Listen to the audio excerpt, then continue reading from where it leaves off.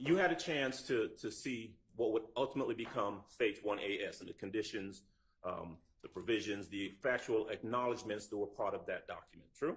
Yes. Okay. Prior to the execution of that document on the 28th of December in court, you had an opportunity to communicate with the state that you had a problem, or y'all had, to use your words, some concerns about that factual acknowledgement, right? Yes. Now, that factual acknowledgement revolves around this incident about a video where Mr. Sledge was alleged to have been in a video holding a gun, making threats to someone else, to another person, correct? Correct. When the state presented any of the iterations, including that last one, right, of the plea agreement, they wanted Mr. Sledge. Objection as to what the state wanted. The factual acknowledgement revolved around Mr.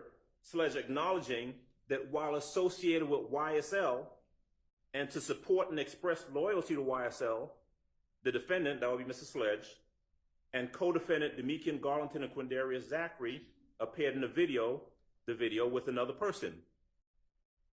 AS, wherein defendant brandished a weapon used in a drive-by shooting and wherein on behalf of YSL, defendant threatened to harm a person named Kel, a rival gang member who had begun a relationship with defendant's ex-paramour, girlfriend.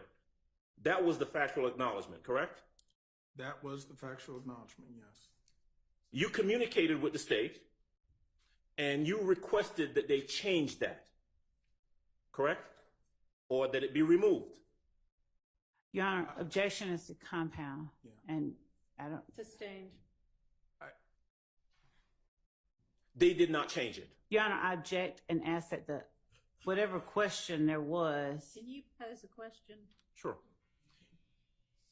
When you saw that factual acknowledgement in the manner that I've just read, in any of the iterations leading up to the 28th, you communicated with the state and asked them that it be changed, true? Yes. They did not change it, true? No, they did not. Mr. Sledge still initialed that, correct? Correct. And that's an example of sometimes, as other counsel has asked, you try to get everything you want in a negotiation. Some things you may have to live with. And ultimately, this was an item where someone could try to argue whether two things are true at the same time. That is this just a boy-girl and another boy issue, or is it a YSL issue? But a decision was ultimately made that if it wasn't getting changed, we either had to live with it or stop the process. And ultimately, that stayed. But the reason that you wanted it changed, Hold on. when you spoke to the state, you told them that that information was not accurate, true? True.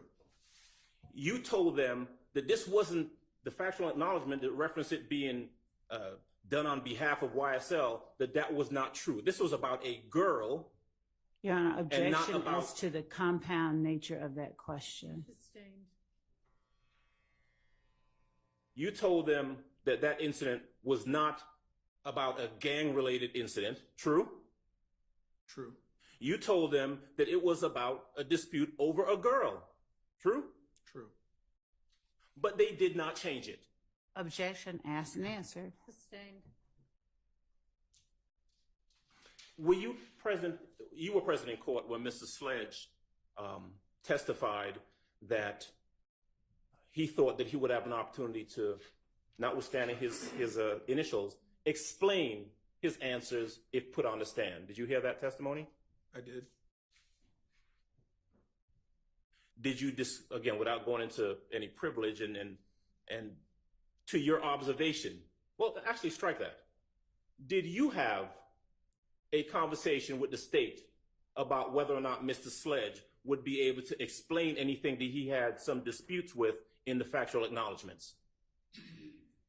The conversation was had back when we were doing the plea, and then even since then, it's always been broadcast or at least made clear by me, hey, if there are some differences in some of the content of some of these, my client will ultimately want to explain. If you put him on the stand and he testifies, he's going to want to explain what he means, as is when he acknowledged this, because something can be true, but also be true with other components to it. It's not always just one way that one person sees it as opposed to how another person sees it. And he wanted to be able to at least explain that.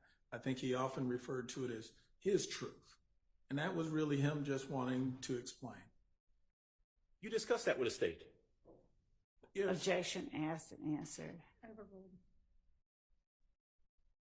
You can answer. I would say yes. And again, sometimes the state would agree and they would make changes. Sometimes they would not agree. But it is incumbent on me to make sure, hey, eyes wide open, full disclosure, we've told you.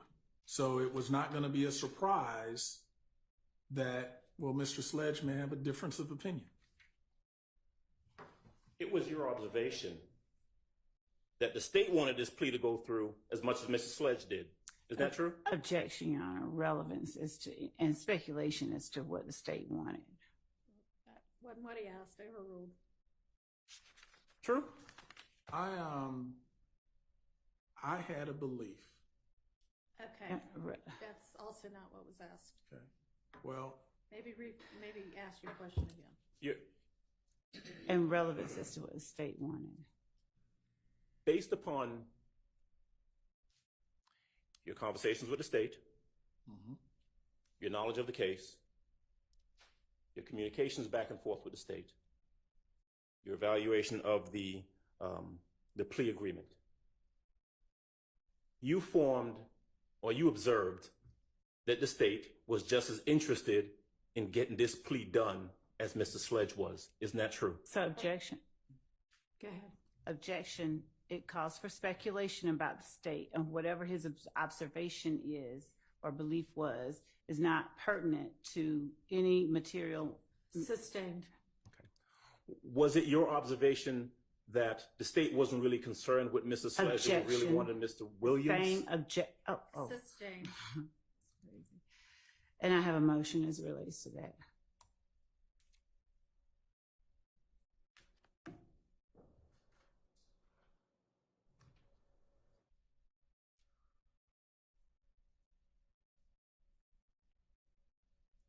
Sustained. Ask your next question. Okay, I thought you were waiting on the emotion.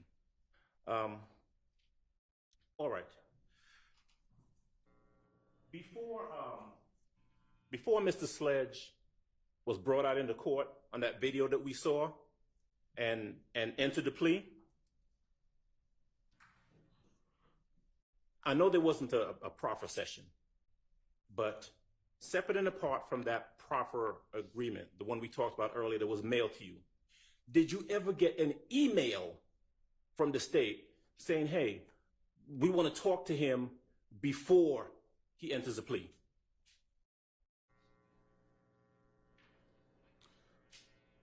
I'm not sure if they asked, but on the same token, my client never expressed an interest in talking to him.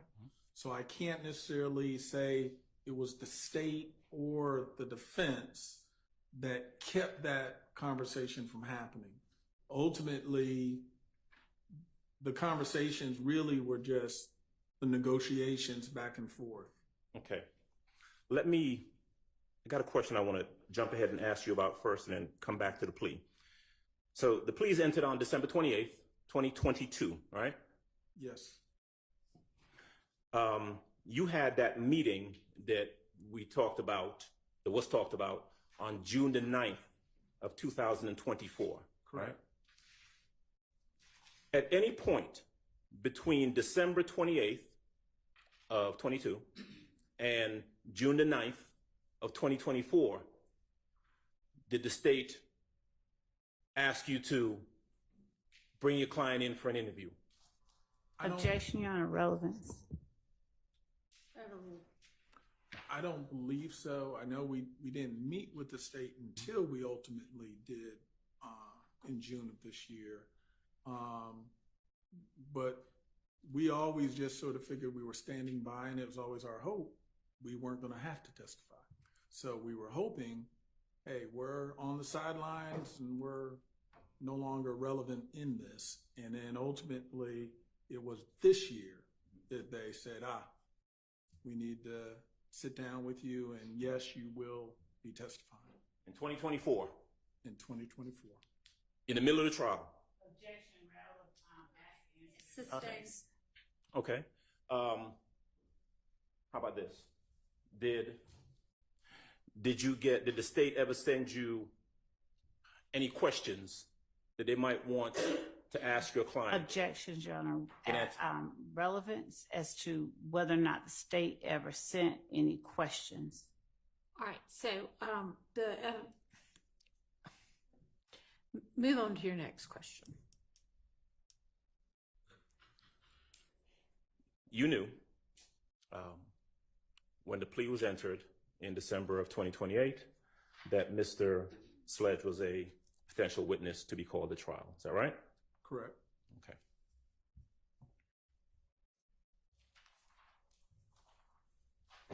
And after he entered the plea, he got out of jail. True? Correct. Objection, asked and answered. Sustained. He didn't just get out of jail as a result of entering the plea, though. Am I right? There was a bond component of that also, wasn't there? There was, but in fact, Your Honor, there I were ask two. that the witness be allowed to finish his response. Yes. I'm sorry. I thought you were done. Go ahead, sir. well, I was going to say, I think the bond, we worked that out as part of the plea as well, so that was not going to be an impediment to him getting released. So, in other words, it really sort of was all connected. His plea was on count one, the RICO plea, the RICO charge, right? Uh-huh. He also pled guilty on count 30, the possession of a firearm by a convicted felon charge, right? Correct. He was sentenced on count one. Correct. His sentence on count 30 was left open until after this trial concluded, correct? Correct. In my practice, I find it is not atypical for states when they do enter into an agreement with a defendant to try to have something held over so that the defendant's participation, they can make sure the defendant just doesn't show up and show out. They come and do what they indicate they're going to do. And therefore, count 30 being held open was not atypical. Right. His plea agreement and his plea require that if called to testify, he come in and he testify truthfully, Right. consistent with the plea agreement, correct? Correct. Because count 30 was left open in terms of sentencing, he couldn't get out of the jail unless he got a bond on that charge, true? Correct. The state consented to a bond on count 30, didn't they? Your Honor, I'm going to object as to characterization, and the court can check, and I will not speak on evidence, but I believe that this is a matter that... All right. How much longer is your cross going to be? Because we're approaching the lunch hour. More than half an hour. Okay, let's break for lunch. And I think we've got a couple of motions to deal with.